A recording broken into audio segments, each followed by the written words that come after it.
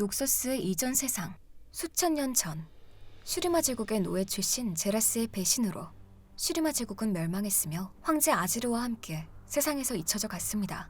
슈리마 출신 초월체들은 자신들이 섬기는 제국이 하루아침에 멸망하자 본래의 목적을 잃고 금지된 마법을 배우며 각자의 세력을 만들고 전쟁을 일으켰죠. 그중 피를 다루는 혈 마법을 쓰는 다르킨 곁에는 한 어린 왕자 블라디미르가 있었는데 그는 다르킨의 제자로 혈 마법을 배웠습니다. 블라디미르는 혈 마법을 통해 동족을 학살했으며 끝내 자신의 주군이자 스승 다르킨까지 파멸로 이끌었죠. 그 후 블라디미르는 입에 담기 어려울 만큼 끔찍한 의식을 통해 끊임없이 수명을 연장하며 대륙 동부의 현지 부족을 다스리며 살고 있었습니다. 다르킨과 초월체들 간의 끊임없는 전쟁으로 룬테라 전역이 황폐해졌으며 자신을 따르던 자들에게 배신을 당하든 전쟁에서 패배하든 모두 봉인당하거나 죽은 후 대륙에는 산우잘이라는 잔혹한 군주의 지배를 받았습니다. 산우잘은 자신의 위대한 업적을 지켜보며 자신은 특별한 존재가 되어 영적인 삶을 누릴 것이라 생각했지만 그 끝에는 허무한 황무지뿐이었죠. 이에 분노한 산우잘은 영혼 세계에 머물며 오친원이라는 죽은 자들의 언어를 습득했고 이를 통해 현실 세계 존재들에게 힘을 주겠다 유혹하여 자신을 소환하게 만들었습니다. 산우잘의 유혹으로 한 마법사 무리가 그를 부활시켰지만 그의 힘을 통제할 수 없었습니다. 그는 산우잘이라는 이름 대신 모데카이저란 새로운 이름으로 부활했기 때문이었죠. 마법사 무리들 중 호기심 많은 별의 대마법사 요들족 베이가도 있었는데 모데카이저는 한눈에 베이가의 가치를 알아챘고 그를 제외한 모든 마법사를 죽이고 영혼을 빚어 몰락의 밤이라는 자신만의 무기를 만들었습니다. 녹서스의 탄생. 이후 모데카이저는 두 번째 정복을 시작했는데 모든 생명들을 학살하는 무자비한 정복과 베이가의 마법을 통해 공포의 존재가 되었습니다. 또한 자신이 세운 제국 심장부에 사악한 힘이 깃든 불멸의 요새를 건설했으며 끊임없이 현실 세계와 영혼 세계를 탐구했죠. 그의 곁에는 많은 추종자들이 있었는데 그중 창백한 얼굴의 여마법사 르블랑도 있었습니다.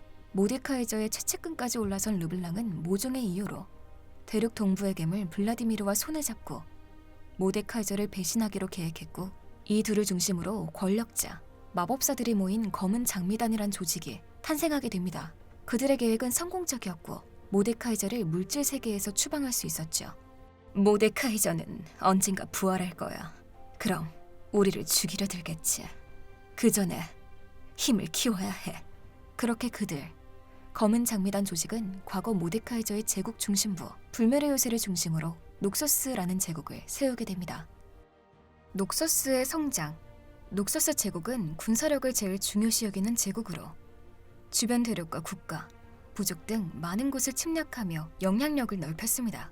어떤 방식이든지 승리만을 가져오면 되는 성과주의 사상이었기에 하극상이나 소년병 징집 등 일반적으로 용납할 수 없는 수단도 결과적으로 승리를 위한 것이었다면 별다른 처벌은 없었죠.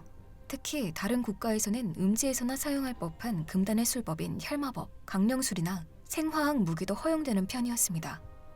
이는 마법을 금지시 여기던 대마시아와는 반대되는 성향이었죠. 이렇다 보니 노예나 뒷골목 출신이라도 실력만 있다면 귀족들과 어깨를 나란히 할 수 있는 능력 중심주의 제국이었는데 이러한 능력은 무력에만 국한되는 것이 아니라 정치나 예술, 무형, 마법 등 다양한 분야에서 전문성을 발휘하는 존재라면 포용하는 제국이었죠. 특히 일반 병사들 사이에 떠도는 전설이 있었는데 바로 망나니 기사 클레드에 대한 이야기였습니다.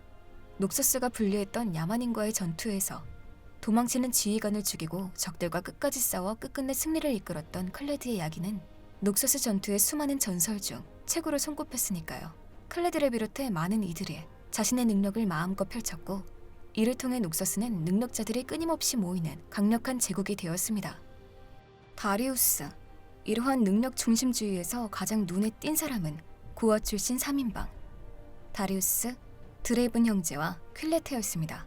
그들의 고향은 녹서스의 침략에 지배되었는데 이때 고향을 지키고자 녹서스의 지휘관을 암살하려는 이들의 패기와 능력을 녹서스의 지휘관은 높이 평가했고 3인방은 녹서스 군대로 들어오게 됩니다. 시간이 흘러 3인방은 장군의 위치까지 올라왔지만 끊임없는 전쟁으로 퀼레테는 자신의 아들을 잃었고 이를 계기로 반란을 일으켰습니다. 반란을 저지하기 위해 다리우스와 드레이븐 형제가 그녀를 찾아왔으나 말다툼 하던 도중 퀼레타의 부하가 그녀를 배신하고 그녀를 칼로 찔러 죽이게 됩니다. 승리만을 위한 하극상은 언제나 있는 일이었습니다.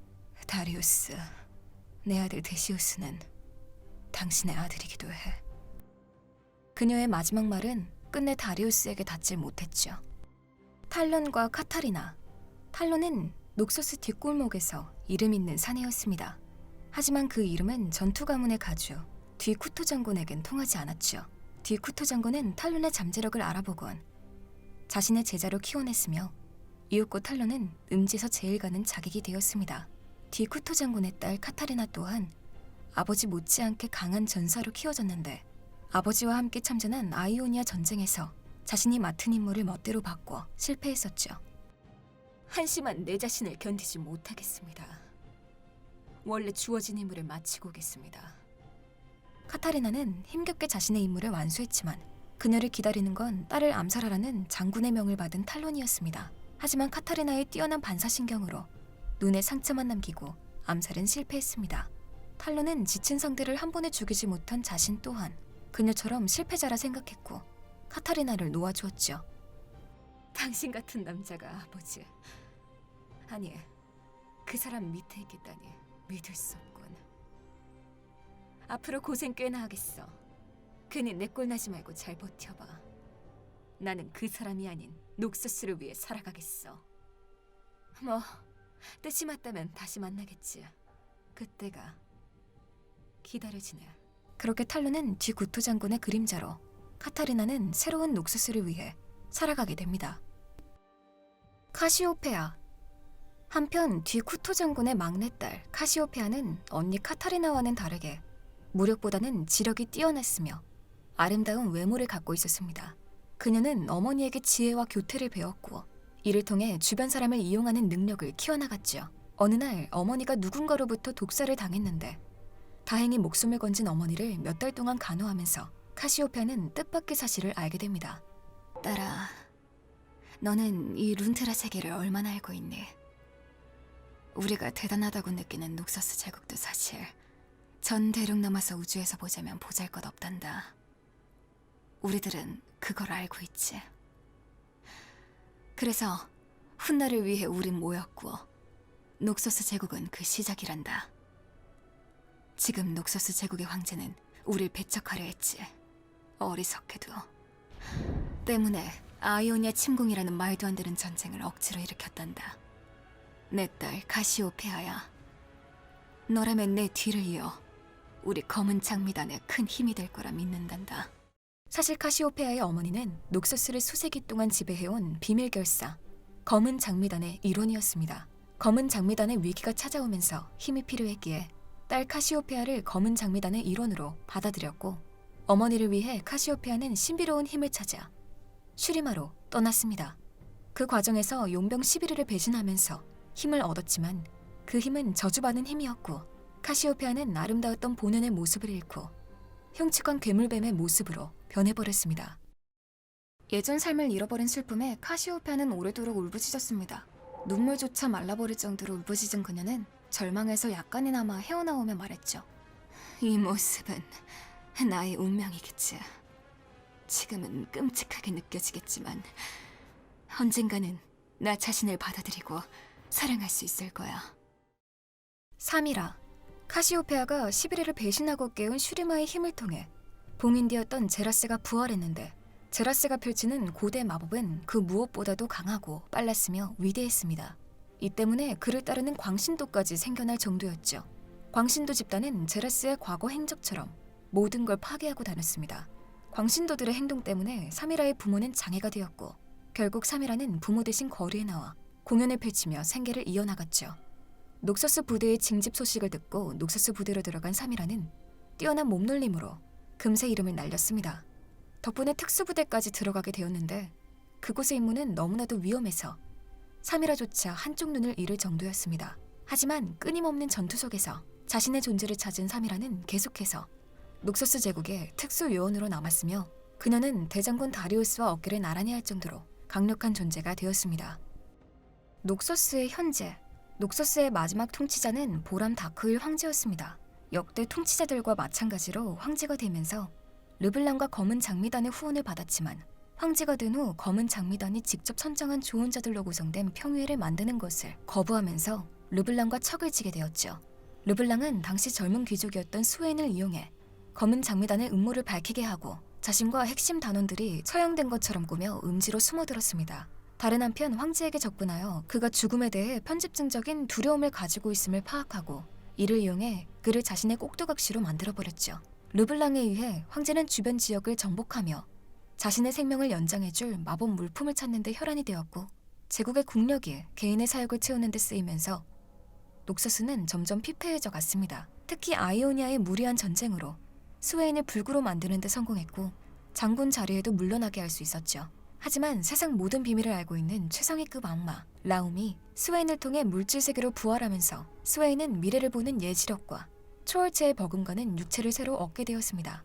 예지를 통해 다리우스의 능력이 꼭 필요하다는 것을 알게 되어 능력은 있지만 관종기가 있는 다리우스의 동생 드레이븐에게 자신과 함께하자고 요청했고 드레이븐은 자신이 필요하다는 말에 그를 따르기로 했죠.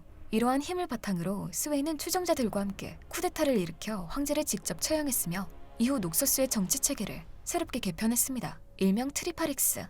힘을 상징하는 세계 원칙인 예지력, 무력, 책략을 각각 상징하는 3명의 지도자가 공동으로 제국을 통치하는 체제를 구축한 것이었죠. 이는 세 지도자가 서로를 견제하도록 하여 한 사람에 의해 거대한 제국이 좌지우지되는 것을 막기 위해서였습니다. 현재 예지력은 스웨인, 무력은 다리우스, 책략은 얼굴 없는 자가 담당하고 있습니다. 녹서스의 위험. 이렇게 강력한 군사를 갖고도 계속해서 녹서스가 힘을 원하는 이유가 무엇 때문일까요? 미래를 알고 있는 스웨인은 무엇이 녹서스를 위협할지 알고 있을지도 모릅니다. 미래를 모르고 있지만 미래를 위해 준비하는 여자 르블랑은 자신이 배신했던 모데카이저가 부활할 때를 대비하여 초월적인 존재를 직접 준비하기로 결정했습니다. 초월적인 힘은 어릴수록 발현되기 쉽지. 학교. 그래, 학교 아닌 학교가 좋겠어. 르블랑은 유능한 인재를 모으기 위해 시설들을 설립했고 그들의 능력을 측정하며 갖가지 생체 실험을 진행했습니다. 그중 렐이라는 소녀는 철을 조종하는 능력이 생겨났으며 이후부터 렐의 능력을 극대화하기 위한 실험이 시작됐죠. 결국 렐은 자신의 힘을 컨트롤하기 시작했고 자신 때문에 친구들이 희생당하는 것을 알게 되자 모든 실험시설을 파괴했습니다. 그렇게 소녀는 녹서스 안에서 자신처럼 희생당하는 이가 없도록 르블랑이 만든 시설들을 파괴하고 다녔으며 그때마다 성장해 갔습니다. 모든 건 계획대로. 조금 더 성장해 주렴. 그 존재가 오기 전에 넌 완성되어야 해. 과연 녹서스의 위험은 무엇으로부터 시작될까요? 르블랑이나 스웨인처럼 외부의 존재일까요? 어쩌면 그들의 불안함 때문에 끊임없이 피를 흘리는 제국 녹서스는 이미 무너지고 있을지도 모릅니다.